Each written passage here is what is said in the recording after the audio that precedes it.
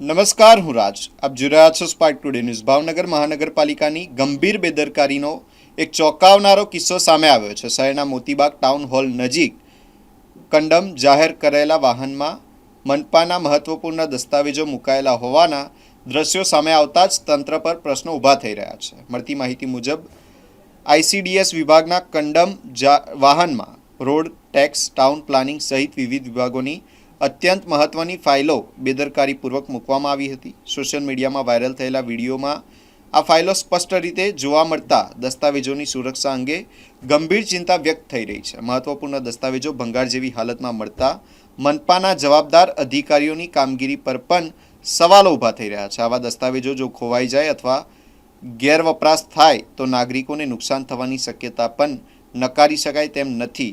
આ મામલે હજુ સુધી મહાનગરપાલિકાના તંત્ર દ્વારા કોઈપણ સત્તાવાર સ્પષ્ટતા આપવામાં આવી નથી. શહેરવાસીઓમાં પણ આ ઘટનાને લઈને ભારે રોષ જોવા મળી રહ્યો છે અને જવાબદાર લોકો સામે કડક કાર્યવાહી કરવાની માંગ ઉઠી છે. હવે જોવાનું રહ્યું કે આ તંત્ર આ ગંભીર બેદરકારી મામલે શું પગલાં લે છે. ભાનુબેન એન પરમાર છે.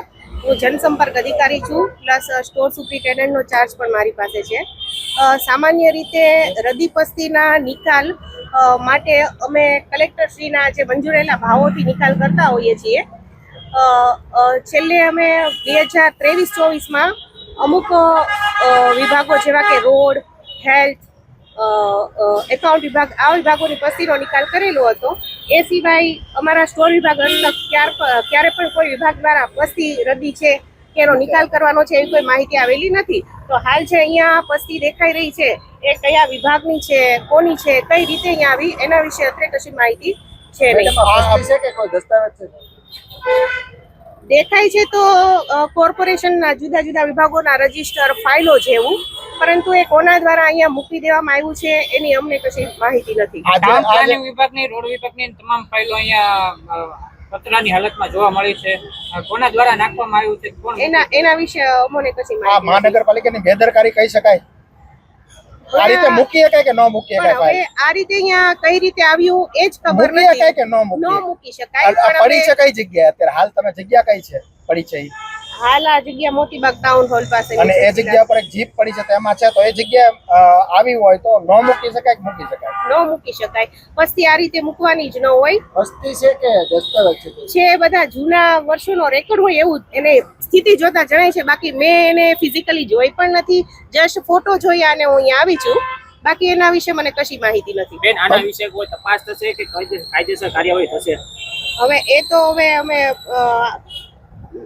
તમે સ્ટોરેજ વિભાગ સંભાળો છો, તો આ તમારા વિભાગમાંથી ગયું હોય એવું જાણવા મળ્યું છે? હું એ જ કહું છું. છેલ્લે મેં 23-24માં નિકાલ કરેલો, ત્યાર પછી મને કોઈ વિભાગ દ્વારા અમારી આ પસ્તી છે વધારાની, જેનો નાશ કરવા પાત્ર છે, એનો નાશ કરવાની છે, એવી કોઈ માહિતી મારા વિભાગે આવેલી નથી. અમે 22-23 ની વાત કરો છો, નાશ કરવામાં આવ્યા છે, પણ આમાં જે ફાઇલો જોવા મળે છે એ 1984 થી લઈને એવી ફાઇલો પણ પડી છે. હોઈ શકે, હશે.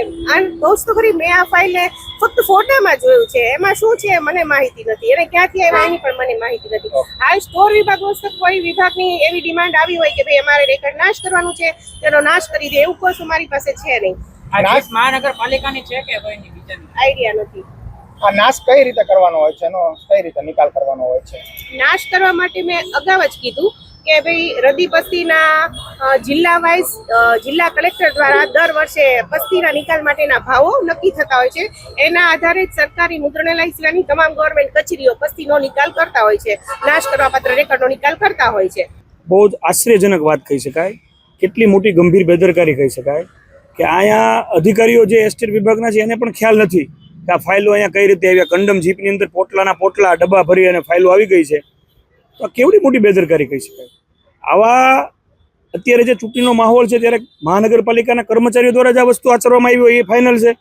અને જો અધિકારીઓને જ ખબર ન હોય કે આટલા બધા પોટલા અહીંથી ક્યાંથી આવ્યા, કેવી રીતે આવ્યા, એટલે બહુ જ શરમજનક વાત કહી શકાય. મારી એવી માંગણી છે કે આવા જે પણ લોકોએ આ કૃત્ય કર્યું છે એના વિરુદ્ધ FIR થવી જોઈએ અને તાત્કાલિક એમના વિરુદ્ધ પગલાં થવા જોઈએ.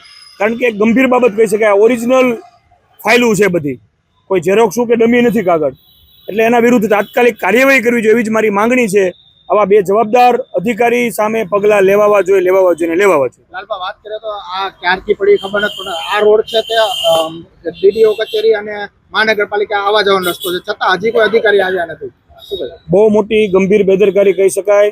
તાત્કાલિક ધોરણે આના વિરુદ્ધ પગલાં લેવા જોઈએ, તાત્કાલિક જોવું જોઈએ, તપાસ કરવી જોઈએ કે આ શું છે, આવી રીતે કેમ ફાઇલ આવી, ક્યાંથી આટલા બધા મોટી સંખ્યામાં હજારોની સંખ્યામાં ફાઇલો છે, કેવી રીતે આવી ગઈ અહીંયા? બહુ મોટી ચિંતાનો વિષય છે. માત્ર અધિકારીઓ કહે છે તપાસ તપાસ તપાસ. અધિકારીઓની તો સિસ્ટમ જ છે તપાસ તપાસ, પણ આવી રીતે આ અંધેર નગરી અને ગંડુ રાજા જેવું શાસન ન ચાલે. આમાં તાત્કાલિક પગલાં લેવાવા જોઈએ અને બહુ આ સિરિયસ મેટર કહી શકાય અને આ ભાવનગર મહાનગરપાલિકાની ખરેખર બહુ જ ગંભીર બેદરકારી કહી શકાય. લાલબા તમે અનેકવાર આક્ષેપો કરો છો કૌભાંડ થાય છે, આ ફાઇલો કોઈ કૌભાંડ હંતાડવા માટેની એવું લાગે છે? બની શકે અને આના વિરુદ્ધ જોવું જ જોઈએ અને આના વિરુદ્ધ હું પણ પાછળ રહીશ કે આમાં કોઈ કાચું ન કપાય જાય એનું પણ હું ધ્યાન રાખીશ.